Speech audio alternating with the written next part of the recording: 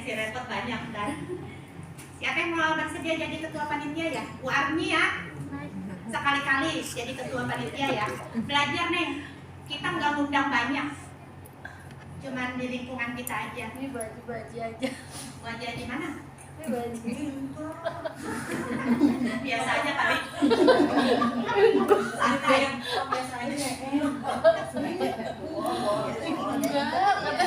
Bohong ya, jadi ketua panitia. Armi ya, jadi ketua ya. Bu Armi ya. Nggak apa-apa, sekali-kali belajar. Kita nggak ngundang kayak Al-Barokah kemarin, paling lingkungan kita, tetangga, udah sama pengurus Al-Barokah paling. Soalnya kalau kita undang banyak-banyak kayak kemarin kalian puyeng pala. Baji katanya ketua ngapain aja? Ketua ngatur. Ketua nggak pantas yang muda itu jadi ketua, yang tuaan aja.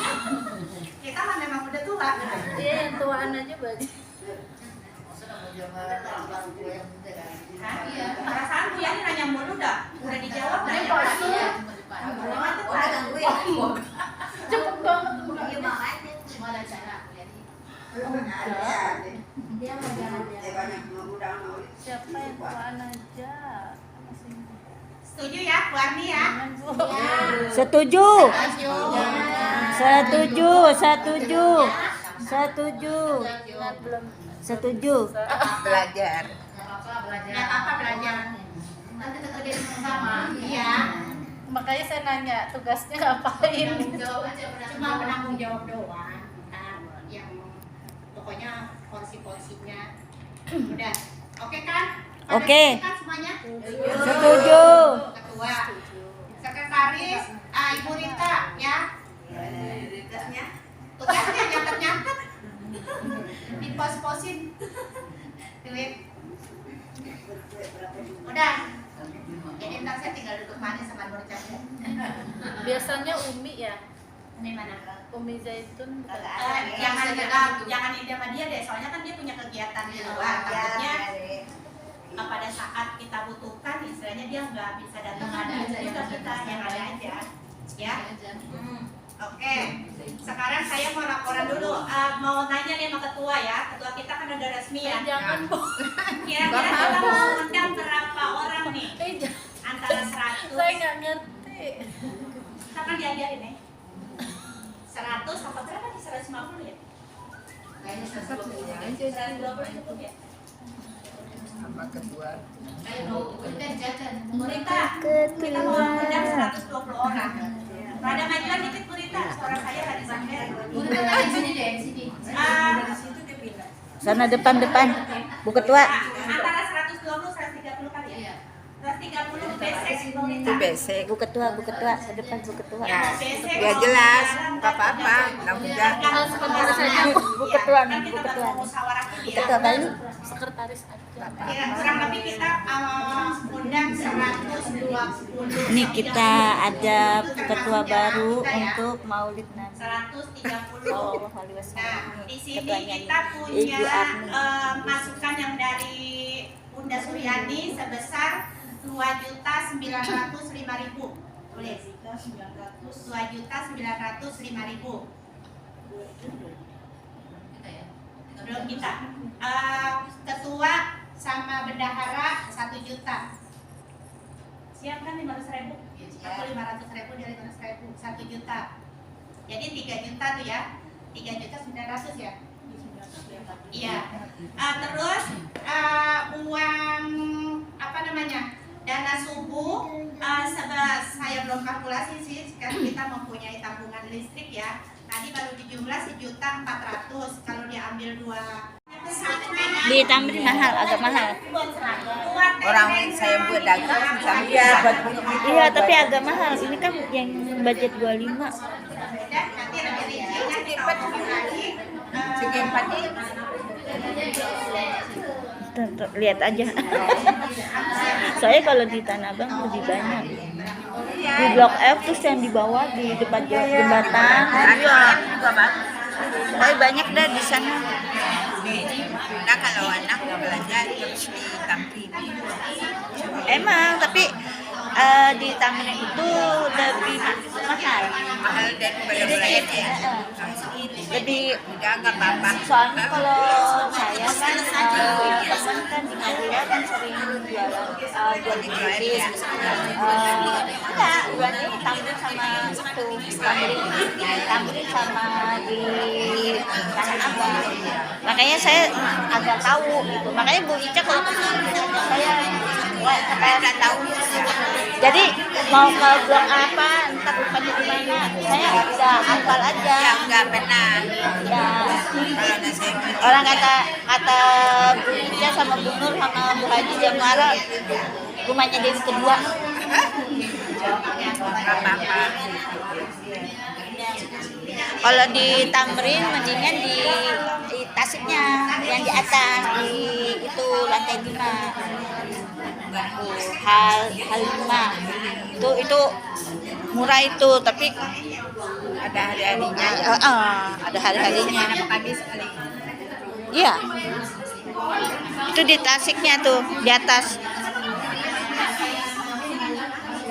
Bedanya jauh. Baju juga bedanya jauh sama yang di Tanah Abang. Beda ya antara kalau di sana 30, di ini 35 gitu.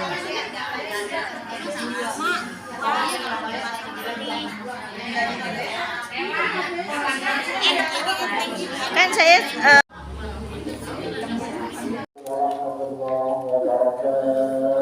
Waalaikumsalam warahmatullahi wabarakatuh.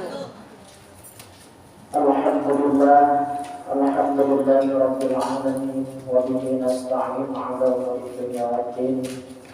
Wassalatu wassalamu ala sayyidil anbiya'i wal mursalin wa ala alihi wa sahbihi ajma'in, amma ba'du. Para jemaah ibu-ibu yang dirahmati Allah Subhanahu wa taala, yang sama-sama kita hormati para pengurus ketua Majelis Ta'lim dan para pengurus Ibu Hajah Siti Aisyah dan Ibu Hajah Nur Cahya, serta para jemaah, ibu-ibu, para sepuh yang mudah-mudahan pada hari ini kita senantiasa mendapatkan ridho Allah Subhanahu wa taala. Al-Fatihah. Bismillahirrahmanirrahim. Alhamdulillahirabbil alamin. Arrahmanir rahim. Maliki yaumiddin. Iyyaka na'budu wa iyyaka nasta'in. Ihdinas siratal mustaqim. Siratal ladzina an'amta 'alaihim ghairil maghdubi 'alaihim waladdallin. Amin. Pada hari ini materi kita masalah fikih. Kemarin kita bahas apa ciri-ciri orang yang mendapat hidayah. Sekarang kita ngaji masalah fikih, masalah ziarah kubur dan apa yang harus diucapkan kalau nanti lewat kuburan. Nanti kalau perlu insya Allah kita bahas juga masalah akhlak. Jadi fikih sama akhlak tadinya. Akhlak bagaimana cara Nabi sehari-hari kalau makan dan lain sebagainya. Sekarang fikih dulu. Bismillahirrahmanirrahim. Faslun fi ziyaratil kubur. Faslun ini suatu pasal atau suatu bab. Ada di Indonesia itu namanya bab. Bab 1, bab 2 ada di kitab itu namanya pasal. Faslun ini suatu pasal. Ini suatu pasal atau suatu bab fi ziyaratil kubur, di dalam menerangkan perintah berziarah ke kubur atau perintah berdoa bagi mayit. Fi ziyaratil kuburi, di dalam menerangkan perintah berziarah ke kubur dan perintah berdoa bagi si mayit. Mana hadisnya? Akhrajal Uqayli an Abi Hurairah mengeluarkan hadis ini oleh Uqaili dari Abu Hurairah. Mengeluarkan hadis ini oleh Uqaili dari Abu Hurairah. Qala Abu Razin, berkata Abu Razin, mengeluarkan hadis ini oleh Uqaili dari Abu Hurairah, berkata Abu Razin. Apa yang beliau sampaikan kepada Rasulullah? Jadi ini percakapan. Mengeluarkan hadis ini oleh Uqaili dari Abu Hurairah, berkata Abu Razin, ya Rasulullah, wahai Rasulullah, inna tariqi 'alal maut, sesungguhnya jalanan saya melewati orang-orang yang sudah meninggal. Jadi mengeluarkan hadis ini oleh Uqaili dari Abu Hurairah yang berkata Abu Razin nanya ke Rasulullah, ya Rasulullah, inna tariqi 'alal mauta, saya kalau lewat pulang jalanan saya 'alal mauta, biasanya ngelewatin orang-orang yang udah mati, meninggal. Ya Rasulullah, kalau saya habis pulang dari mana-mana, saya ngelewatin orang yang udah mati, berarti kuburan maknanya di sini. Ya Rasul, kalau saya dari mana-mana ngelewatin orang yang udah mati, kuburan. Fahalli kalamun, apakah ada? Fahalli kalamun atakallamu bihi idza marartu alaihim, maka apakah boleh bagi saya dengannya berbicara yang saya bicarakan kalau saya lagi lewat depan dia, depan kuburan? Ya Rasul, saya kalau dari mana-mana melewati kuburan, ada nggak omongan yang harus saya omongin? Maksudnya perkataan yang saya ucapkan kalau lewat kuburan. Nabi menjawab, qala, kata Nabi, kul, katakanlah, assalamualaikum ya ahlal kubur. Ini versi lengkapnya, ntar saya kasih versi singkatnya. Ini versi lengkapnya. Kata Nabi, kul, katakanlah, Nabi bilang nih, assalamualaikum ya ahlal kubur minal muslimin wal mu'minin, antum lana salafun wa nahnu lakum taba'un wa inna insya'allahu bikum lahikun. Kalau lewat kuburan kira-kira begitu apa kagak? Ya, boro-boro lewat-lewat aja sama. Oke Pak Ustadz. Orang udah mati lewat aja ya dari kuburan. Assalamualaikum ya ahli kubur. Ini versi lengkapnya. Nabi nih. Kalau saya assalamualaikum ya ahli kubur. Kata Nabi kalau lewat kuburan, assalamualaikum ya ahlal kubur minal muslimin wal mu'minin, antum lana salafun wa nahnu lakum taba'un wa inna insya'allahu bikum lahikun. Langsung hafal kali ya? Agak. Saya jelasin dulu artinya, ntar saya kasih versi pendeknya. Kalau lewat, termasuk ini nih tantri apa nih? Saya kalau mau ngajar, saya jalan, saya kemana, itu kan jalanan yang melewati kuburan. Terus saya bilang, muka saya nengok sambil bawa motor vario, sambil pakai sarung, saya ngomong, assalamualaikum ya ahlal kubur minal muslimin wal mu'minin, antum lana salafun wa nahnu lakum taba'un wa inna insya'allahu bikum lahikun. Artinya dulu biar paham. Assalamualaikum ya ahlal kubur, assalamualaikum ya ahlal kubur. Kita ngasih salam, ya ahlal kubur, wahai ahli kubur. Minal muslimin wal mu'minin, daripada muslim laki-laki dan mukmin laki-laki. Terusannya, antum lana salafun. Antum artinya kalian atau kamu. Lana bagi kami, salafun telah mendahulukan. Antum lana salafun, kamu sudah mendahulukan. Maksudnya kamu pulangnya duluan dibandingin saya. Wa nahnu lakum tabaun, wa nahnu dan kami lakum bagi kamu tabaun, ngikut. Saya bakal ngikut kayak kamu bakal mati juga. Assalamualaikum ya ahlal kubur minal muslimin wal mu'minin antum lana salafun, kamu telah mendahulukan, wa nahnu lakum tabaun dan saya juga bakal ngikut. Wa inna insyaallah, wa inna dan sesungguhnya insyaallah jika Allah kehendaki bikum lahikun, saya bakal nyusul juga. Kenapa ada kata-kata insyaallah? Maknanya dua. Yang pertama, insyaallah di sini kata para ulama, kenapa ada kata-kata insyaallah? Assalamualaikum ya ahlal kubur minal muslimin wal mu'minin antum lana salafun wa nahnu lakum tabaun wa inna insyaallah bikum lahikun.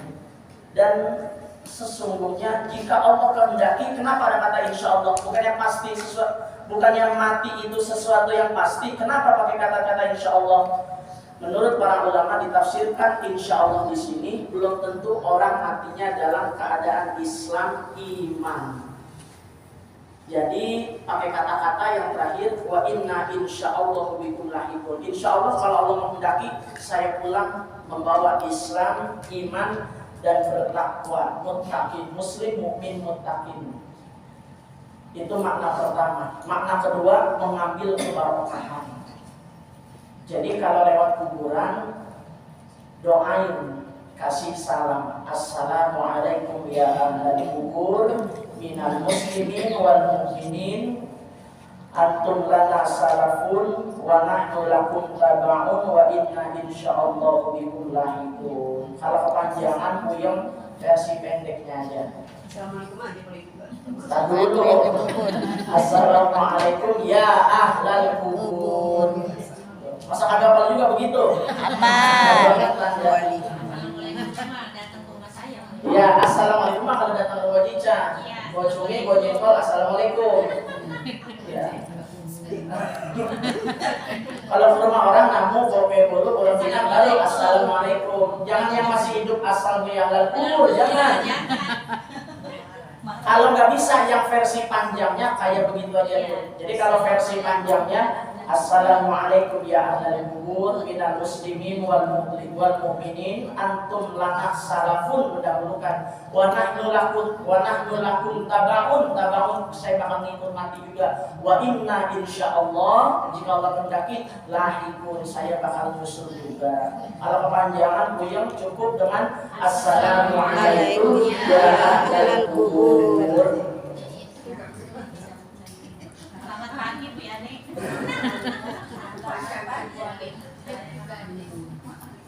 Habis Nabi ngasih tahu tuh, ucapin kayak tadi gini ya. Kalau ente lewat nanti Abdul Razim, ente bilang assalamu ya ahlal kubur. Qala Abu Razim nanya lagi kritis. Qala Abu Razimin, nanya lagi Abu Razim. Kata Abu Razim, ya Rasul, hal yasma'una, apakah dia dengar kalau kita kasih salam? Nanya lagi. Saking kritisnya sampai ditanya lagi, kata Abu Razim, hal yasma'una, apakah dia dengar ya Rasul kalau kita kasih salam? Nabi jawab, qala, Nabi jawab, yasma'una, dia dengar. Ini Nabi yang ngomong, ya Rasul emang kalau kita kasih salam dia dengar tuh? Kata Nabi, yasma'una, dia dengar.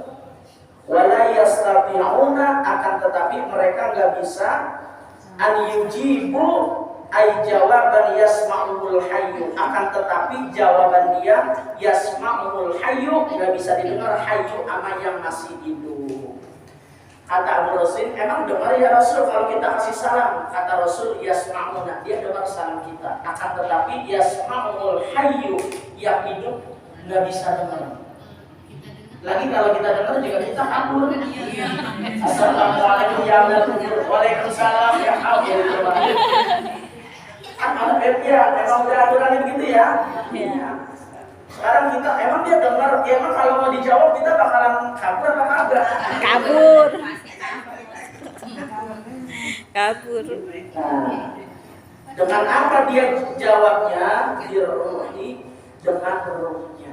Jadi ruhnya, makanya kalau orang mandiin mayit itu jangan terlalu digesek-gesek, hidungnya dicolok-colok, dia masih bisa merasakan diruhi dengan ruhnya. Makanya ayat Quran, kullu nafsin dha'iqatul maut. Kullu nafsin, kullu setiap nafsin yang bernyawa, yang berjiwa, dha'iqatul maut, pasti akan merasakan kematian. Kalimatnya kullu nafsin, bukan kullu ruhin. Karena kalau ruh gak bakalan mati. Ini dia nih yang pada mati nih sekarang bisa lihat kita. Tapi kita bisa nggak lihat dia? Nggak bisa. Itulah mengapa, maaf kalau anak di dunia berantem, katanya yang berantem ntar orang tua di sana sedih. Bener, dia bisa lihat kita. Karena rumah gak bakalan mati. Kullu ruh, karena ayat Qurannya kullu nafsin, setiap nafsin yang bernyawa, yang berjiwa pasti mati. Ayat Qurannya bukan kullu ruhin, bukan ruh. Kalau rumah gak bakalan mati. Sampai sekarang dia tahu, dia bisa lihat kita. Bisa. Di mana? Di alam barzakh. Alam barzakh itu kayak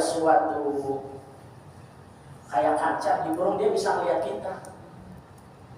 Dia melihat, oh gua Cica lagi ngaji. Lihatin dia. Banyak ditafsirkan oleh para ulama. Iya, dia bisa melihat kita di alam barzakh. Ngapain dia di sono? Lagi nungguin kita yang pada mati, lagi nungguin kita nih. Si Uli Nuha, si Bu Haja Icaya masih ngaji aja tiap hari, rajin banget, masih wuludan, masih bikin besek aja, masih ngaji aja. Dia lagi nungguin kita nih, lagi nungguin kita di alam barzakh. Dia bisa melihat kita. Kenapa? Biru. Kita kasih salam, dia jawab, dia melihat kita. Makanya ayat Qurannya kullu nafsin, yang bernyawa mati, bukan kullu ruhin. Kalau ruh gak bakalan mati, hidup dia bisa. Dikasih salam dia jawab. Makanya pas dikasih, ya Rasul, emang kalau kita kasih salam dia bisa jawab? Bisa, dengan ruhnya. Kalau dia ditanya sama malaikat, man rabbuka, siapa Tuhanmu di kubur? Allahu Rabbi. Itu kan dihidupkan dulu ruhnya. Man nabiyuka, siapa nabimu? Nabi Muhammad SAW. Ruhnya dihidupin buat jawab. Kalau ruh gak bakalan tuh. Makanya kalau kita ngaji, itu ruh itu ada dua. Ada ruh yang balik lagi, ada yang agak balik lagi. Ruh yang balik lagi tidur. Ntar malam tidur, bangun pagi. Namanya kalau nggak salah, saya lupa, ruhul yaqodoh. Dia ruhul yaqodoh. Ruhul yaqodoh itu kita tidur nih, ngorok. Malam ngoroknya kenceng, kagak sadar lagi. Saya mau tanya, orang kalau lagi tidur sadar nggak? Enggak. Itu namanya ruhul yaqodoh. Ruhnya nggak sadar. Tapi biasanya bakal hidup lagi nggak? Hidup lagi biasanya. Kebanyakan orang kalau tidur balik lagi nggak? Balik lagi. Bahkan ada kalau lagi pengajian, ruhnya kagak ada. Lagi ngaji tidur nyender, ada nggak? Ada. Ampe lagi ngaji, ruhnya kagak ada. Ada nggak itu lagi ngaji tidur? Ada. Sadar apa kagak? Kagak. Ngaji tapi ruhnya di mana tahu? Hebat ini orang ini. Ya orang bilang jider ngaji nyender, jituk ngaji, atau giles ngaji, giler ngaji, tapi nggak apa-apa. Karena orang yang menuntut ilmu, dia sedang berada di taman surga. Amin. Berarti kalau dia tidur, anggap aja lagi nikmatin taman surga. Nggak usah dibangunin, biarin sampai maghrib. Dia lagi nikmatin taman surga, biarin, nggak apa-apa. Ampe lagi ngaji tidur. Berarti kan ruhnya di mana tahu? Ya. Tapi biasanya balik lagi, namanya ruhul yaqodoh, ruh yang balik lagi. Tapi ada ruh yang kagak balik lagi, namanya ruhul hayat, ruh kehidupan. Kalau udah dicabut nyawanya, nggak bisa hidup lagi, ruhul hayat. Kalau ruhul yaqodoh sadar lagi. Makanya orang tidur kan nggak sadar, ruhnya balik lagi ntar habis bangun. Pocok-pocok mata, ya. Itu ruhul yaqodoh. Kalau ruhul hayat, ruh kehidupan. Nah, Abu Rasul nanya, ya Rasul, kalau dia kita kasih salam, emang dia dengar dengan ruhnya? Terus Nabi menjelaskan lagi nih. Qala Abu Razin bersabda, Nabi ngomong, hai Abu Razin, ala tardo an tarudda alaika bi'adadihimul malaikah. Kata Nabi, Masih lanjutan yang tadi kata Nabi kan dia dengar kata Nabi ini lanjutannya. Apakah kamu gak redo wahai Abu Rosim? Nanti yang jawab kamu sebilangan malaikat dari mereka. Jadi yang jawab kalau kita Assalamualaikum ya ahlal kubur, yang jawab bukan cuma yang di dalam kubur, orang-orang yang mayit yang sudah mati, tapi yang ada di umul malaikat, malaikat ngikut jawab. Tapi kedengaran gak sama kita? Maaf gak, kalau kedengaran kan jadi repot lagi. Ya Allah, malaikat ikut jawab lagi kita. Berarti kesimpulannya dari ngaji fikih ini, kalau lewat kuburan kasih salam. Nabi Abu Rosim nanya, ya Rasul, saya lewat kuburan. Kalau saya lewat kuburan, ada nggak sih ucapan yang suka, yang baik-baik? Kata Nabi ada. Assalamualaikum ya ahlal kubur minal muslimin wal mu'minin antum lana salafun wa nahnu lakum taba'un wa inna insyaallah bikum lahiqun. Kalau kepanjangan buyung Assalamualaikum ya ahlal kubur. Apakah wajib lima? Kalau asalnya ahlal kubur mah ya? Iya. Seterusnya dia paling berapa itu mah? Assalamualaikum ya ahlal kubur. Nanya tuh, emang dia dengar ya Rasul? Dengar. Tapi nggak bisa didengar oleh yang hayyun, yang hidup gitu. Bahkan kata Nabi, apakah kamu nggak redo? Nanti yang jawab bukan hanya yang mayit, tapi yang jawab adalah para malaikat Allah. Ini jelas hadisnya. Jadi kalau lewat antrian nih kita mengucapkan salam. Bahkan kata ulama, kalau bisa jangan salam doang, boleh doain. Ya Allah, saya doain nih buat dia pada nih yang udah pada mati di tantri abeng nih. Semua kalau bahasa saya maaf, kamu saya doain Al-Fatihah buat kamu semua. Doain apa-apa. Itu masalah fikih. Ini di berapa ya? Dengan 3. Ya, saya mau bagi 2 biar ngaji sama apa? Tadi akhlak tentang cara makan Nabi. Ya satu lagi dah. Masalah fikih. Wadnu Abi Dunya, dan meriwayatkan Imam Abi Dunya masih masalah ziarah kubur. Wal Baihaqi, dan Imam Baihaqi an Muhammad bin Wasi' dari Muhammad bin Wasi'. Qala, berkata Muhammad bin Wasi', balaghani, telah sampai riwayat kepada saya, annal mauta, bahwasanya orang-orang yang meninggal yang udah mati. Annal mauta, bahwasanya orang-orang yang sudah meninggal, yang sudah mati, ya'rifuna, mengenal, dia kenalin kita, bizuarihim, yang menziarahi mereka, bahwasanya orang-orang yang udah mati, yang meninggal nih, dia kenalin kita kalau kita ziarah yaumal jum'ati, pada hari Jumat, wa yauman qablahu, dan hari sebelumnya, sebelum Jumat hari apa? Hari Kamis. Wa yauman ba'dahu, setelah hari Jumat hari apa? Ini ada keterangan yang meriwayatkan Imam Abi Dunya dan Baihaqi dari Muhammad bin Wasi', katanya mayit mengenalin kita kalau kita ziarah yaumul Jum'ah, hari Jumat, yauman qablah, sebelumnya hari Kamis, yauman wa yauman ba'dahu, setelah dimakan ba'dahu hari Sabtu. Di antara salah satu itu kalau kita ziarah dia mengenalin kita. Ini keterangannya. Kalau kita ziarah kepada keluarga, tetangga, misalnya kita damping, kita doain hari Kamis atau hari Jumat atau hari Sabtu, dia mengenalin kita. Kalau di hari Kamis, keterangan di ini hari Kamis. Jangan pakai nanya hari Senin ada nggak Pak Ustadz gitu. Jangan pakai nanya hari Senin, yang ada aja dulu praktekin. Jadi ada satu riwayat menjelaskan, katanya kalau ziarah pada hari Jumat atau enggak Kamis atau kagak hari Sabtu, itu mayit mengenalin kita. Karena Jumat itu mungkin mulia dan lain sebagainya. Buat dia hijab ngaji mulia neng ya, kemana aja gitu. Alhamdulillah pulang biasa bojengkol gitu. Tapi kalau ngomong itu sih kan ya, cuma kenalin doang. Iya, misalnya bapak saya meninggal, ulin muha ya, ngajar mulu ya, berkat dari bagi-bagi ke kuburan sini misalkan. Dia kenalin kita, kalau dari Kamis, Jumat, Sabtu, itu keterangannya yang meriwayatkan Imam Abi Dunya dan Baihaqi dari Muhammad bin Wasi'. Bisuarihim, kalau kita ziarah, ya'rifuna, kenalin yaumal jum'ah, hari Jumat, atau wa yauman qablah, sebelumnya hari Kamis, atau wa yauman ba'dahu, sesudah Jumat, maksudnya hari Sabtu. Di antara tiga itu salah satunya. Itu mayit kenalin kita. Ya. Kalau wanita itu kan tidak disunahkan untuk berziarah. Iya. Bagaimana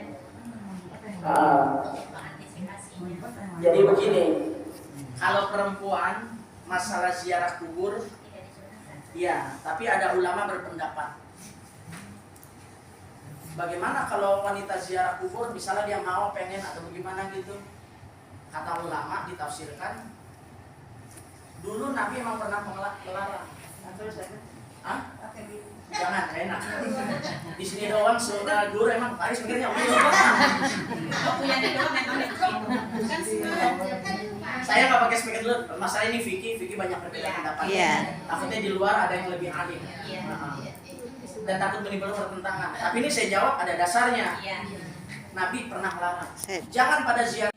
Atau misalnya kenalin bawa pacarnya, Assalamualaikum Bu, ini calon saya ya, gitu. Dikenalin nih, jangan nggak perlu. Orang bukan yang murid kita diajak-ajak, yang pegang. Atau kayak di situ tuh pinggir kali, kuburan buat pacaran. Ya kuburan buat pacaran, sepi gitu. Boleh ziarah kubur, ditafsirkan oleh ulama. Kenapa Nabi dulu melarang? Dulu imannya masih pada lemah. Setelah itu Nabi memperbolehkan. Tapi dengan catatan satu, tidak ada maksiat. Desek-desekan biasanya maaf wali songo, ziarah ke wali 9, ulama, syekh, desek-desekan tersentuh hal-hal yang sensitif nggak boleh. Maksiat. Yang kedua, ziarah kubur itu boleh dengan catatan apa tadi yang kedua? Menutup aurat, ya. Pakai celana legging ketat, naik motor Mio, kacamata hitam misalnya tuh. Ya. Yang ketiga ini yang bakal dilaknat Rasulullah nih. Ini bakal yang dilaknat oleh Rasulullah dalam hadis. Selfie. Bukan selfie, bukan. Yang ketiga, Selfie kuburan. sedih histeris berlebihan. Kata Rasul, kalau ada perempuan jambak-jambak rambutnya, kadang kan maaf ya, begini, atau menyeru, merobek-robek begini, atau menyeru, ya Allah, anak saya yang udah ngopang hidup saya, jadi lemah tuh imannya. Ya biasanya saya dibagi duit, meninggal yang biasa saya minjem duit sama dia, meninggal tuh nggak boleh yang begitu tuh. Nabi melaknat tuh orang yang sedihnya berlebihan. Contoh, maaf, ada artis dulu artis dia sampai pindah tinggalnya di hotel. Kenapa? Karena kalau tinggal di rumah yang lama ingat mulu sama suaminya, sama anaknya, itu berlebihan. Tinggal aja di rumah, nggak perlu pakai pindah rumah gara-gara ingat sama anaknya, berarti imannya lemah. Selagi kita nggak angkat kaki, iman kita masih kuat berarti. Maaf, tinggal suami atau tinggal anak, tinggal istri, tinggal suami, dia saya kalau di rumah ingat mulu, makanya saya pindah ke hotel. Iya, kalau yang punya duit pindah ke hotel. Kalau rumah tinggal itunya kemana lagi? Iya.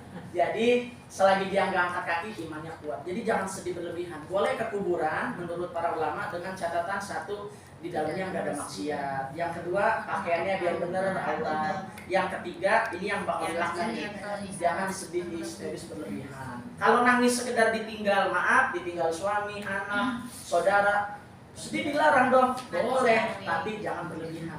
Rasulullah pernah sedih pada saat Siti Khadijah, apa siapa, maaf istri saya lupa. Intinya pernah, di antara salah satu istri Nabi ada yang meninggal, Rasulullah meneteskan air mata. Nabi juga manusiawi, tapi sedih, sekedar sedih doang.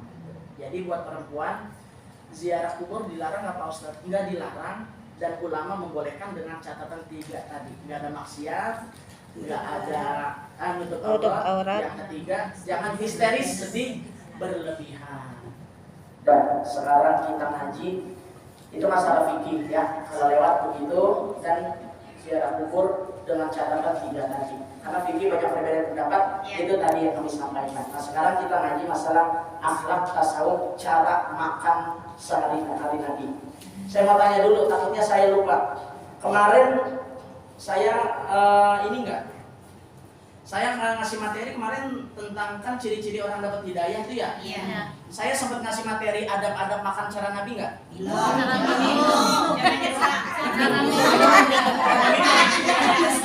Nah, berarti sekarang cara makan adab Nabi. Minum dulu dan minum. Apa-apa udah. Sedikit dan kita nggak lagi. Udah. Nah, sekarang kita ngaji akhlak ya. Dibagi di bidayah. Karena bulan Rabiul Awal, jangan maulidnya aja kita adain. Cara makannya tiru ya. Minum Ustaz. Iya. Tenang aja. Saya aja sedikit nih. Kan bismillah, alhamdulillah. Iya.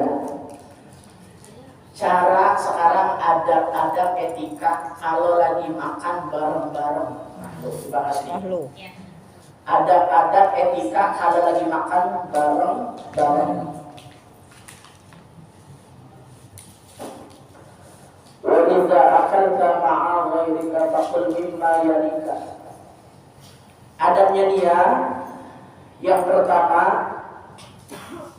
kalau orang laki begini nih, maaf nih. Nih ya, yang nggak kelihatan nih. Kalau lagi makan bareng-bareng, apa sih kalau pakai daun pisang namanya? Ngariung. Iya. Lesehan. Iya. Les lagi artinya. Ingatnya les dia aja nih. Ya, kayak kalau di Sunda namanya ngariung atau lesehan. Kalau orang Jawa apa gua lihat? Lesehan. Kalau orang Padang apa namanya orang Padang? Ada nanti. Nih, kalau lagi makan bareng-bareng, ada yang pertama. Kalau orang laki begini, orang laki. Yuk, Bang nih, ayo daun pisang. Ini adabnya begini. Kaki kanan diangkat, kaki kiri begini. Nabi nyontek begini. Maaf, bukan begini. Soalnya kalau begini emang dah sambal lah. Orang jadi enak banget begini. Ya Allah, Nabi cerdas. Kenapa begini? Kata Nabi begini, kaki kanan diangkat, kaki kiri begini, tangannya di sini. Kalau tangan, pinter. Bu Haji Jomaro. Supaya tangannya kagak kemana-mana. Kalau begini bisa nggak tangan ke sono? Enggak. Di sini doang. Jadi jangan ambil hak orang lain gitu. Iya, kalau kan bareng-bareng jangan maaf ya minta ayamnya kurang ini. Maaf ya ikan terinya habis ini kita nih jangan. Nanti ngambil hak orang lain Ya. ya maksudnya. Kenapa begini? Diteliti sama dokter. Katanya kalau makannya begini, ini ketahan. Jadi makannya kagak banyak. Nah, tapi bunur lambungnya ditahan. Cepet kenyang. Makannya begini. Kalau nggak begini, ini jangan lepas dari sini. Ini kalau orang laki. Ini adab kalau lagi makan bareng-bareng. Satu, duduknya kayak begini. Yang kedua, kalau perempuan bukan begitu ya. Maaf. Kalau perempuan begini. Begini ya, gitu. Ya orang main bekel dah. Begini nih ya. Gitu. Jangan begini. Bu Haji maaf dah Bu Haji. Jangan ya. Iya. Kecuali maaf mungkin kakinya asam urat masalah urut kalau gitu bakalan sakit. Nah, itu udah lain dah, udah fikih dah. Jadi adabnya begini. Kalau orang laki begini, tangannya begini, kalau orang perempuan begini kata Nabi. Itu adab yang pertama. Kalau lagi makan bareng-bareng. Adab yang kedua, cara makan. Adab yang kedua. Tadi nulisnya bagaimana ya? Ya udah ingat duduknya aja deh ya. Ya udah ini aja. Begini aja kalau pengen ditulis laki-laki kaki kanan berdiri, kaki kiri begini. Kalau cewek tulis aja ngadeprok ya. Ngadeprok kakinya lurus. Pinter. Kalau cewek ngedeprok kakinya dilurusin ke belakang. Ngedeprok. Ya. Ya bener juga ya. Tadi bagaimana kalau bisa lihat tulisannya?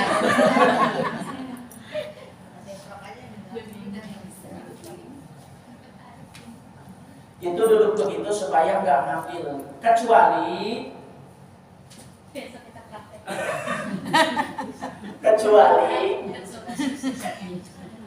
itu hikmahnya makan itu maknanya kenapa begitu supaya makanlah apa yang ada di dekatmu kata Rasul supaya makanlah apa yang ada di dekatmu kata Rasul kecuali minas samarot kecuali buah-buahan kalau buah-buahan ntar boleh dengan catatan buah-buahannya sedikit 25 maaf dah kan kira dikit biasa minta 1 dah. Kalau buah-buahan nggak apa-apa begitu. Tolong dong kelengkengnya tuh, anggurnya tuh biasa ibu-ibu kan biasa. Kan buahnya piring-piringnya dibawa pulang. Enggak juga kan. Iya, kan ibu-ibu sini pokoknya udah. Ibu-ibu sono.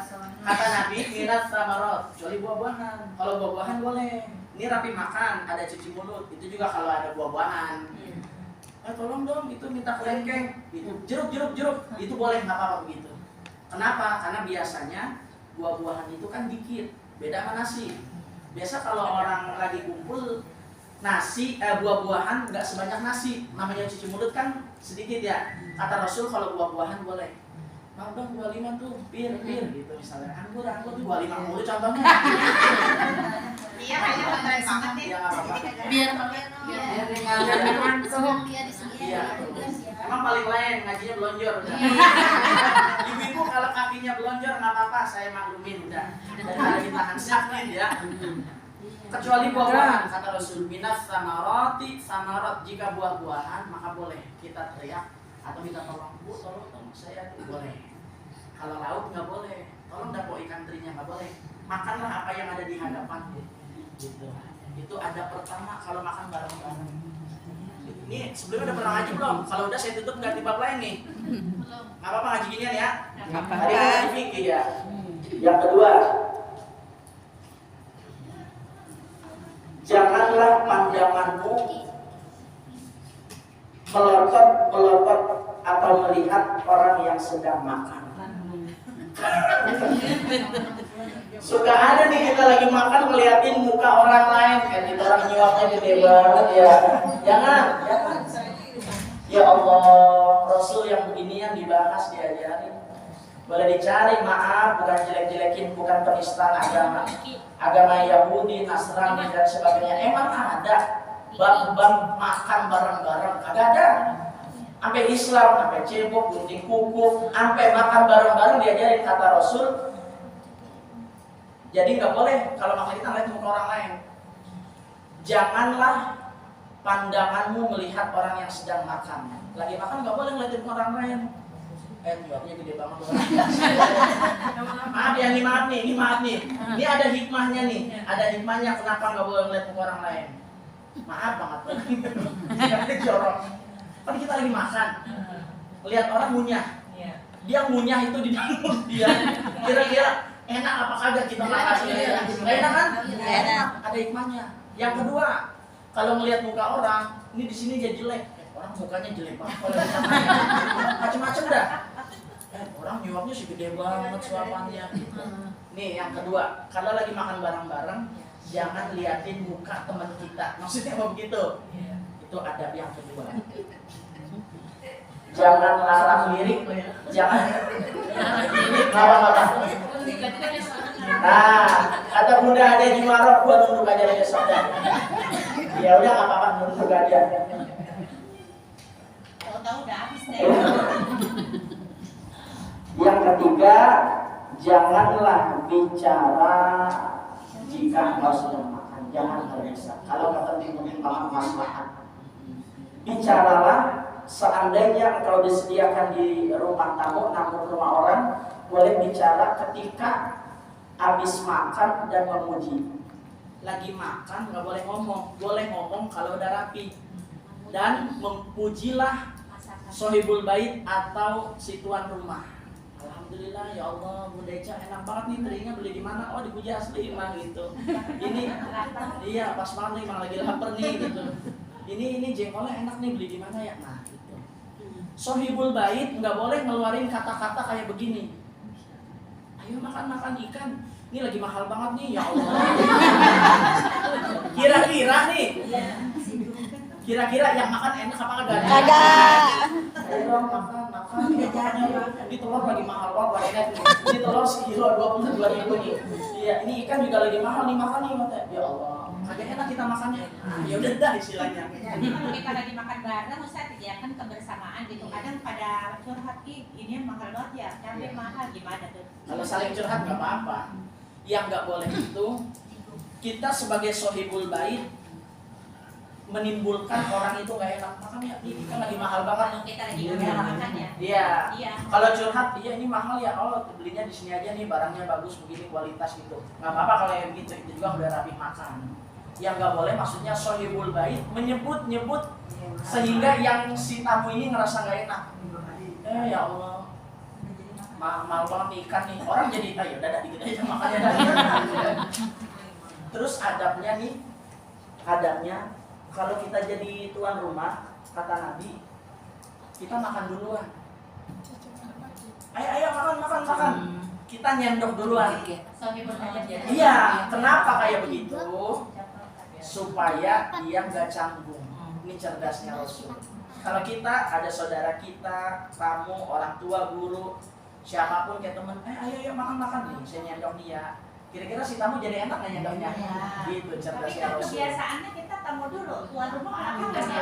Iya. Itu sebetulnya yang kagak dosa. Iya, nggak dosa juga. Kita kalau mau nawarin sambil kita ngomong aja biar enak. Nih ya, nih saya makan dulu nih, yuk biar enak makan bareng-bareng. Kata Nabi tujuannya biar gak canggung. Ntar kalau udah makan bareng-bareng, kita rapihnya belakangan. Kenapa rapihnya belakangan? Jangan kita bilang, daya saya udah, orang mau nambah jadi kagak enak. Ya udah lagi tuan rumah, kalau kita masih pengen nyomot ikan, ya udah. Kira-kira mau nambah enak apa kagak? Ya enak. Ini cerdasnya Rasul. Kalau makan sohibul bait nyendoknya duluan, rapinya belakangan. Ini yang dicontohkan oleh baginda Rasulullah Shallallahu Alaihi Wasallam. Kita juga disalti gitu. Yang punya rumah makannya banyak kan dong ya. Makannya dikit-dikit dilamain gitu. Sama satu lagi mumpung saya ingat, kalau kita namu, karena tadi kan sohibul bait sudah omongan ya, ini kan mahal nih, kan gak enak tuh. Sama, yang namu juga jaga lisan. Tadi gua di rumah makan ini, masa makan ini lagi. Ada nggak orang kayak gitu? Ada. Ada lebih banyak. Ya, di rumah makan jengkol. Itu orang nggak punya adab kata Rasul. Makan aja biar di rumah makan jengkol, di sini makan di rumah makan jengkol gitu. Yang ketiga, bukan yang ketiga, masih yang ini. Jangan nyari yang kagak ada. Sambal mana sambal? Lu kagak masak sambal, jangan. Ada nggak yang begitu? Ada. Yang ada nggak ditanyain, yang kagak dicariin. Sambal dong, lalapannya nggak ada ya gitu. Yang kagak ada ditanyain. Ini adab kalau lagi makan bareng-bareng atau lagi nabung. Pertama, tadi cara duduknya. Yang kedua, jangan melotot, jangan laras diri. Yang ketiga apa tadi?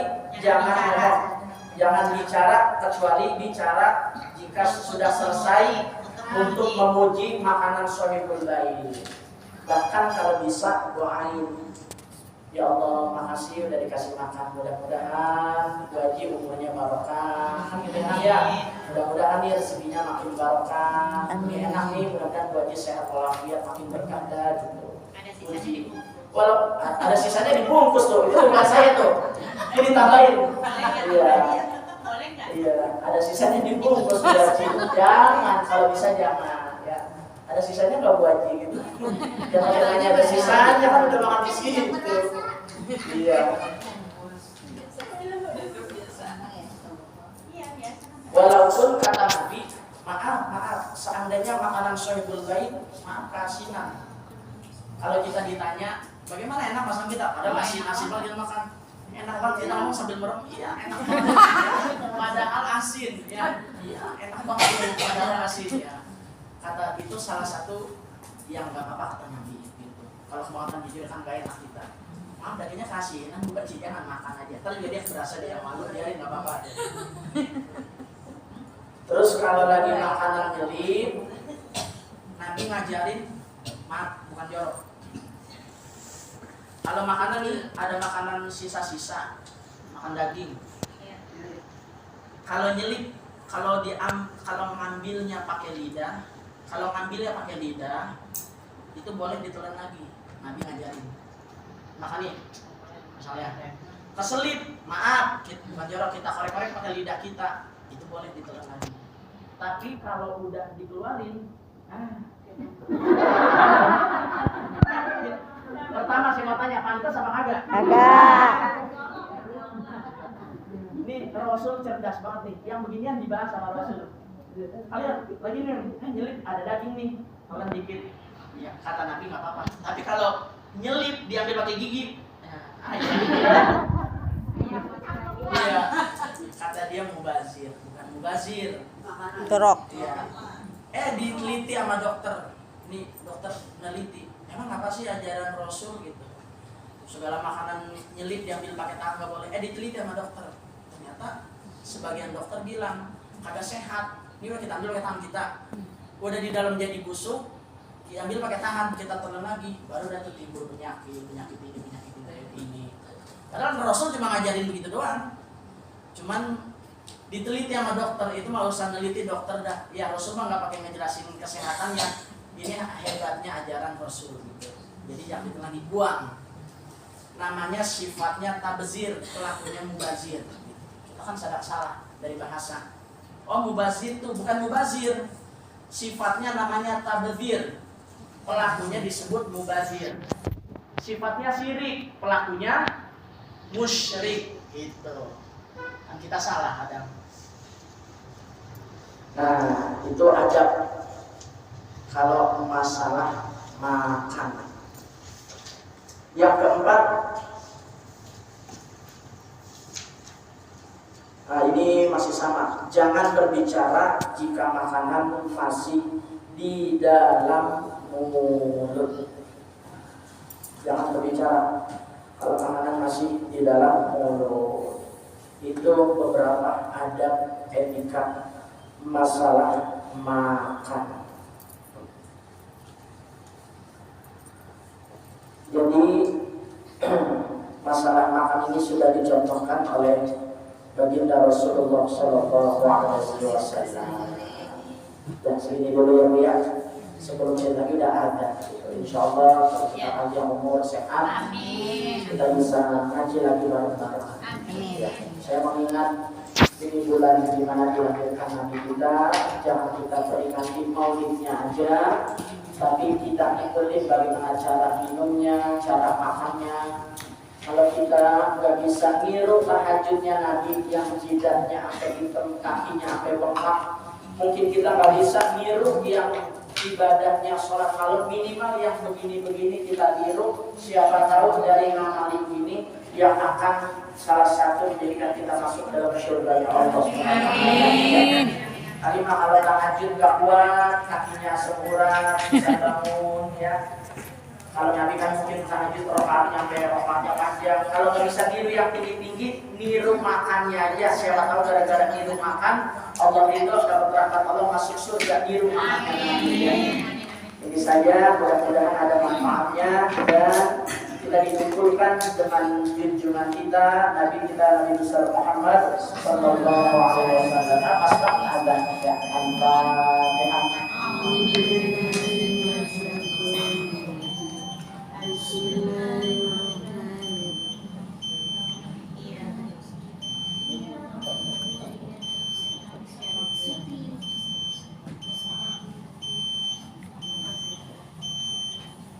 Astagfirullahaladzim.